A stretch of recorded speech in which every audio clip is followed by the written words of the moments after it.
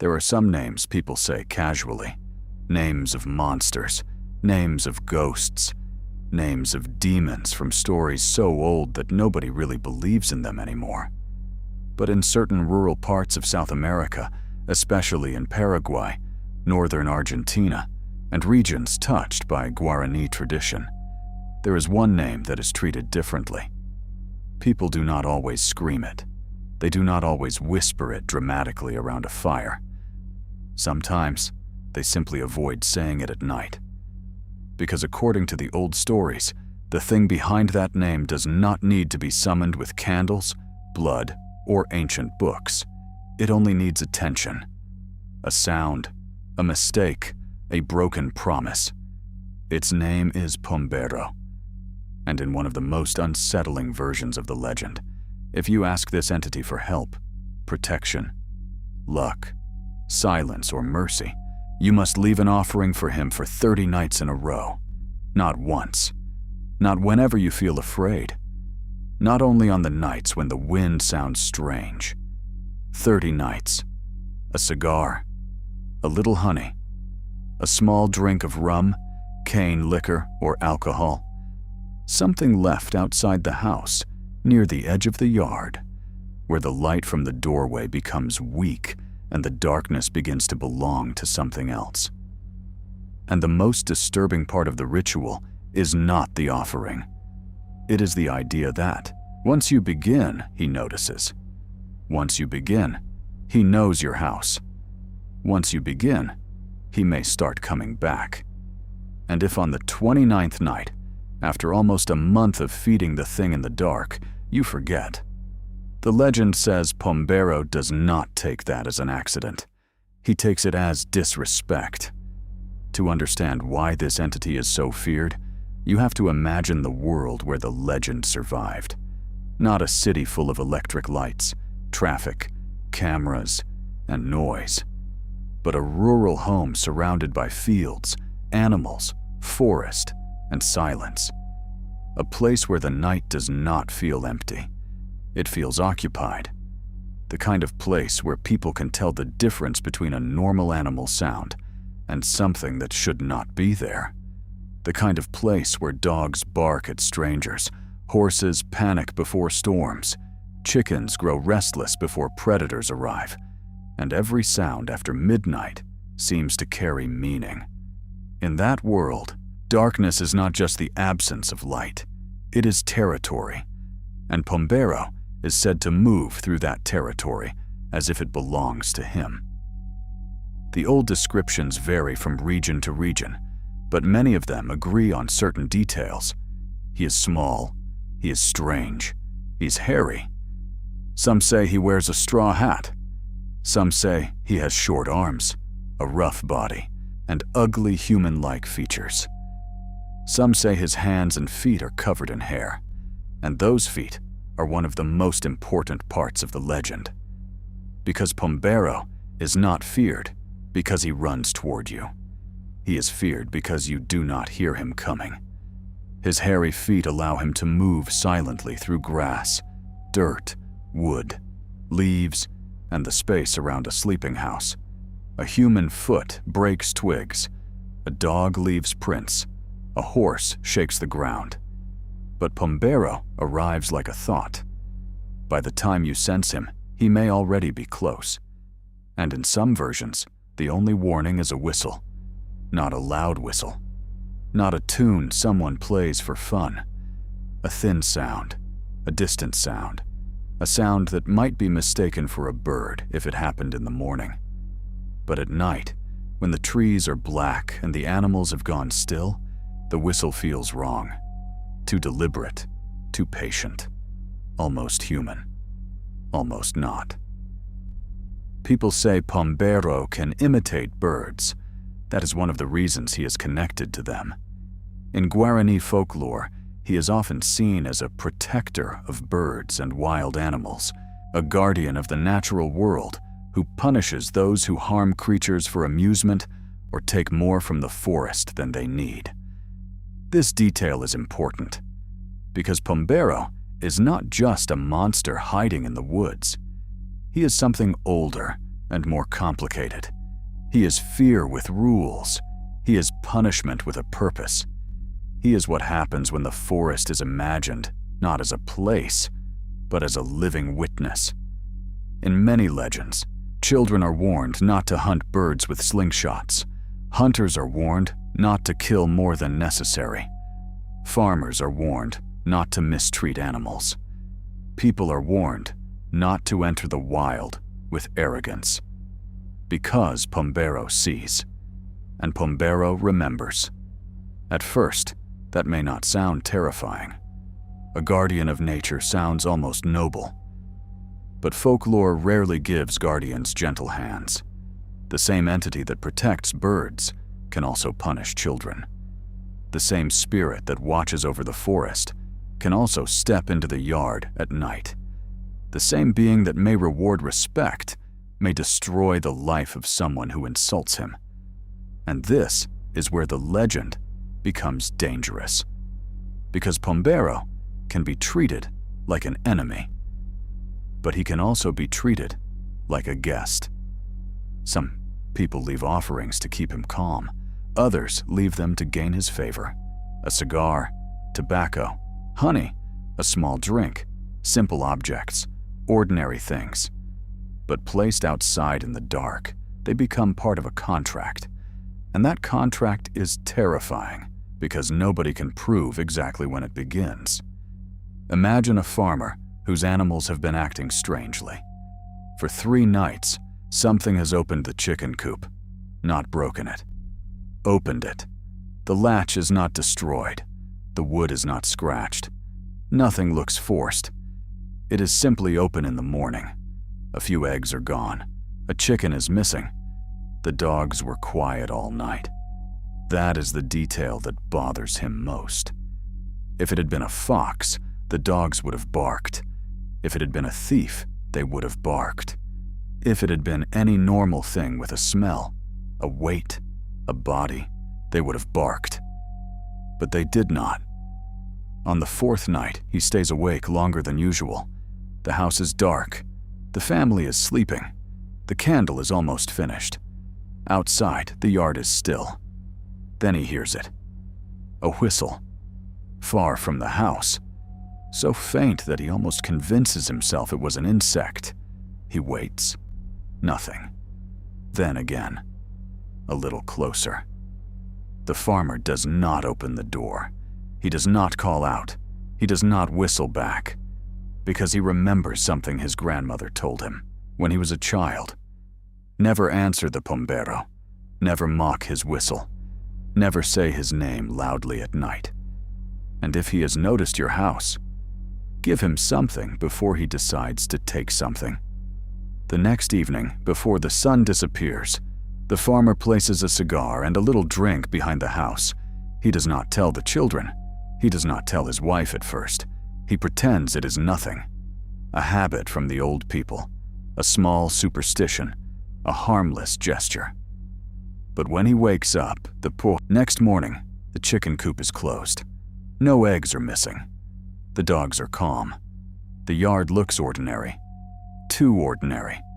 And that is when fear changes shape. Before, he was afraid because something was happening. Now, he is afraid because something stopped. Because if the offering worked, then something accepted it. And if something accepted it, then the thing outside was real enough to receive. This is the psychological horror of Pombero. He does not have to appear. He does not have to speak. He only has to create a pattern. One night you ignore him, and things go wrong. One night, you feed him, and things become quiet. After that, your own mind finishes the ritual for him. The second night, you leave another offering. The third night, you do it again. By the 4th night, you are watching the darkness more carefully. By the 7th, you are listening for his whistle. By the 10th, you no longer feel like you are performing a superstition. You feel like you are maintaining peace. And peace has become dependent on something you do not understand. There are stories where Pombero becomes almost friendly to those who respect him. He may protect the animals. He may guard the house. He may keep thieves away. He may even return small favors. But this friendship is not warm. It is not the friendship of two equals. It is the friendship of a person and a wild thing that has decided, for now, not to hurt them. That is why the 30 nights matter. A single offering is fear. 30 offerings are surrender. For 30 nights, Pombero enters the rhythm of the household. Not physically, not always, but mentally. He becomes part of the evening. After dinner, before sleep, someone remembers him. Someone prepares the tobacco. Someone pours the drink. Someone walks outside. The door opens. The warm air enters the house. The insects are screaming in the grass. The person steps into the yard with the offering in hand. And every night, the same question rises. Is he already there? Is he watching from the edge of the trees? Does he wait until the door closes? Or does he stand close enough to smell the fear? The legend rarely gives clean answers. That is why it works. Pombero is not terrifying because people describe him perfectly. He is terrifying because they do not. One witness says he is short and covered in hair. Another says he saw only a hat moving between the trees. Another says he heard a whistle behind him, then felt cold air on his neck. Another says the horses panicked before sunrise and refused to face the forest. Another says he was invisible. Another says he can squeeze through impossibly small spaces. Another says he walks backward. Another says his feet are turned strangely, making his tracks impossible to follow. And when descriptions conflict, modern people often say, then it must be fake. But folklore works in the opposite way. The uncertainty makes it stronger, because nobody in the village needs to agree on his exact face. They only need to agree on the rule. Do not disrespect him, do not imitate him, do not break the pact. Do not forget the offering. The 30-night ritual also creates one of the most powerful forms of fear. Counting. The first night is easy. You are desperate. The second night still feels strange. The third night, you wonder if you are being foolish. By the fifth, you are checking whether anyone saw you. By the eighth, you start to feel watched, even before you open the door. By the 12th, you know exactly where to place the offering. By the 15th, you realize you are halfway through a promise you never fully understood. By the 20th, the ritual has become more real than the reason you began. Maybe the animals are fine now. Maybe the strange noises stopped weeks ago. Maybe nothing has happened. But you cannot stop. Because stopping now would mean testing the legend. And testing a legend is different from doubting it. Doubt happens in daylight. Testing happens at night. On the 27th night, a storm comes. Rain hits the roof so hard the family can barely hear each other. The yard turns to mud. The trees bend. The person responsible for the offering hesitates at the door. Surely Pombero does not expect it tonight. Surely a spirit of the forest understands rain.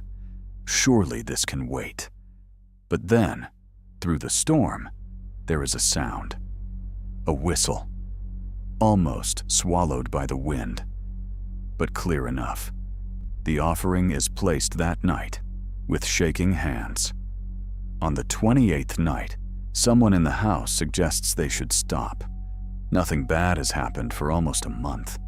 Maybe it was never Pombero. Maybe it was only animals. Maybe the farmer has been feeding the darkness for no reason. That argument is dangerous because it sounds reasonable. And reason is strongest when the sun is up. But at night, when the door is open and the forest is breathing beyond the yard, reason becomes quieter. The offering continues. On the 29th night, the house feels tense. Nobody says his name. Even the children understand that something is ending, or something is beginning. The offering is left outside. A cigar, honey, liquor. The door closes. The family waits. Nothing happens. And somehow, that is worse. Because fear often becomes strongest when the world refuses to explain itself. Then comes the 30th night, the final night, the night that should complete the promise. The person carrying the offering walks outside slowly. The yard is empty. The trees are still. The dogs are awake but silent. That silence is unnatural. Dogs do not understand legends. They do not understand rituals. They do not understand promises made to spirits. So when a dog refuses to bark, it is not because it respects the story. It is because something in its body has recognized danger. The offering is placed behind the house. For a moment, the person does not move. He looks at the edge of the property. A line of trees stands in the dark, the kind of darkness where shapes seem to form only when you are not looking directly at them. Then he hears something behind him. Not a step, not a voice, a breath. Very close. He turns. There is nothing there. Only the house. Only the door. Only the weak square of light from the window. But on the ground, near the offering, something moves. The cigar rolls slightly, as if touched by a hand too quick to see. The person runs inside. The door slams shut. The family does not sleep. And in the morning, the offering is gone. No animal tracks, no footprints, no broken branches. Only a strange mark in the mud, almost like the impression of a small foot. Almost human, almost not. Now, a modern viewer might ask the obvious question. Why would people believe this? Why would a grown adult leave gifts for something he cannot prove exists? But that question is too simple. Because people do not always believe in folklore the way they believe in facts. Sometimes they believe in it as caution. Sometimes as inheritance. Sometimes as emotional memory. Sometimes as the explanation that remains when ordinary explanations feel incomplete. In rural communities, legends are not just entertainment. They are instructions. Do not go out alone at night. Do not harm animals for no reason. Do not mock things older than you. Do not ignore what your grandparents survived. Do not assume the forest is empty just because you cannot see a face between the trees. Pombero carries all of that. He is a nightmare, yes, but he is also a social rule, an ecological warning, a spiritual boundary, a way of saying that the wild is not dead. Not silent, not passive, a way of giving consequences to disrespect. And yet, like many old entities, he has a darker side. In some versions of the legend, Pombero is more than a trickster. He's blamed for terrifying events, sudden disappearances, mysterious attacks, unexplained pregnancies, children who wander too far, women who claim something came to them in the night. These parts of the legend are uncomfortable, and they should be treated carefully. Because folklore often becomes a container for fears a community does not know how to discuss directly. Fear of violence, fear of isolation, fear of shame, fear of what happens to vulnerable people in places where there are no witnesses. So Pombero becomes the name placed over the unknown. Sometimes that makes him supernatural. Sometimes it makes him symbolic. Sometimes it makes him both.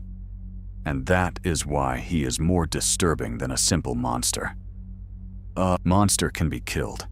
A symbol cannot. A creature can be proven false. A fear that explains the unexplained keeps returning. Pombero lives in that space, between belief and doubt, between the forest and the home, between a child's warning and an adult's silence, between "I do not believe in this" and "I will leave the offering anyway." There is something especially frightening about a being that does not need worship, only negotiation. Pombero is not a king demanding temples. He's not a demon demanding souls. He wants small things: tobacco, honey, liquor, a place at the edge of the house. But small demands can be the most dangerous, because they feel manageable. You tell yourself it is nothing. One cigar, one cup, one night, then another, then another. And by the time you realize the ritual has power over you, it is no longer about what Pombero wants. It is about what you are afraid will happen if you stop. This is how a legend enters ordinary life, not with a scream, with repetition. A woman leaving honey outside before bed, a child being warned not to whistle after sunset, a hunter refusing to shoot a bird because the day feels wrong, a farmer blaming an opened gate on something he will not name, a family laughing at the story in the afternoon, then becoming silent when something whistles at midnight. Pombero survives because he turns the environment itself into evidence: a missing egg, a frightened horse, a strange sound, a door that opens, a shadow near the trees, a bird call at the wrong hour. None of these things prove anything alone, but together, in the right place, at the right time, after the right warning, they become a presence. And once a presence enters the mind, it is hard to remove. You can leave the countryside, you can move to a city, you can grow older, you can tell yourself you no longer believe. But one night, years later, you may hear a whistle outside your window. Not a song, not a person, just a thin sound in the dark. And some old part of your mind will remember. Do not answer. Do not mock it. Do not say his name. Because the worst thing about Pombero is not that he hides in the forest. It is that he teaches people to carry the forest inside themselves. The fear becomes portable. The rule follows you. The darkness outside any house can become his darkness. And that is the mark of a powerful entity. Not how many people have seen him, but how many people change their behavior just in case he is there. The 30th night should be the end. That is what the person making the offering hopes. After 30 nights, the pact is complete. The debt is paid. The house can return to normal. No more tobacco behind the wall. No more liquor poured for something unseen. No more honey left where ants gather by morning. No more listening for whistles. No more counting. But legends rarely end cleanly. Because once the 30 nights are over, the person knows too much. He knows where the offering goes. He knows what silence can mean. He knows that animals can sense something before humans do. He knows that not all visitors knock. He knows that a promise made in fear still counts as a promise. So even after the ritual ends, the house is different. The yard is different. The trees are different. The night is different. And maybe, for a while, everything is calm. The chickens stay in their coop. The horses sleep. The children no longer wake up crying. The whistle does not return. Weeks pass. Then months. The family begins to relax. The story becomes something they almost laugh about. Almost. Because nobody laughs too loudly. Not after sunset. Then one evening, long after the final offering, someone finds a cigar on the ground behind the house. Not one they placed there. Not old. Not wet. Not forgotten. Fresh. As if someone left it for them. Nobody knows what it means. A gift? A warning? A reminder? That night, the dogs refuse to go outside. The family closes the doors early. The children are told to stay away from the windows. And sometime after midnight, from the edge of the trees, the whistle returns. Once. Then silence. Then again. Closer. The person who once completed the 30 nights sits awake in the dark, remembering every offering, every step into the yard, every morning when the gift was gone. And now he understands the true horror of the ritual. The offerings were never only payment. They were an introduction. For 30 nights, he did not simply feed Pombero. He taught Pombero where to come. He taught him which house would answer. He taught him that the people inside knew the rules, and if they knew the rules, then they could be punished for breaking them. That is what makes this entity so frightening. Pombero is not random. He is personal. A random monster attacks anyone. A personal entity remembers you. It knows your house. It knows your animals. It knows your habits. It knows whether you are respectful or careless. It knows whether you laughed at the story. It knows whether you answered the whistle. And in folklore, being known by something ancient is rarely a blessing. The people who fear Pombero do not fear only his shape, they fear his attention. Because once his attention falls on a home, every small event becomes a message. If a door opens, it was him. If a tool disappears, it was him. If a child hears a bird at night, it was him. If the horses panic, it was him. If the offering is gone, it was him. If nothing happens at all, maybe that was him too. This is the final trap of the legend. Pombero does not need to be seen because the belief creates its own evidence. The more you fear him, the more the world seems to arrange itself around him. And the more the world seems to arrange itself around him, the harder it becomes not to fear him. That cycle is older than any written account, older than modern horror, older than cameras, older than cities. It comes from people living close to darkness and trying to understand why the night feels alive. And maybe that is why Pombero still works as a story today. Because even if we no longer live beside the forest, we still understand the fear of unseen consequences. We still understand what it means to make a promise we regret. We still understand the anxiety of being watched. We still understand how one small ritual can become impossible to stop. And we still understand that some things, once invited into our lives, do not leave just because we are finished with them. So if you ever hear about Pombero, remember the rule that appears again and again in the old stories. Respect what belongs to the night. Respect what belongs to the forest. Do not harm creatures for amusement. Do not take more than you need.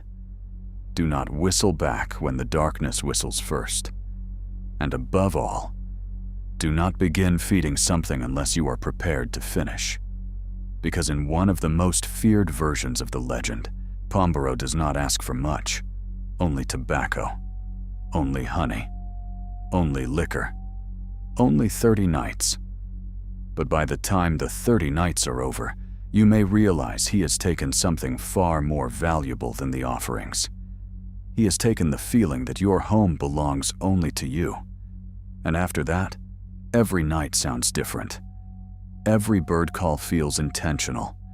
Every shadow near the trees looks occupied.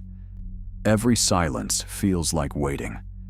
And if, long after the final offering, you hear a thin whistle outside your house, do not answer. Do not open the door. Do not say his name, because the Lord of the Night may not be asking to be fed anymore. He may simply be reminding you that he remembers.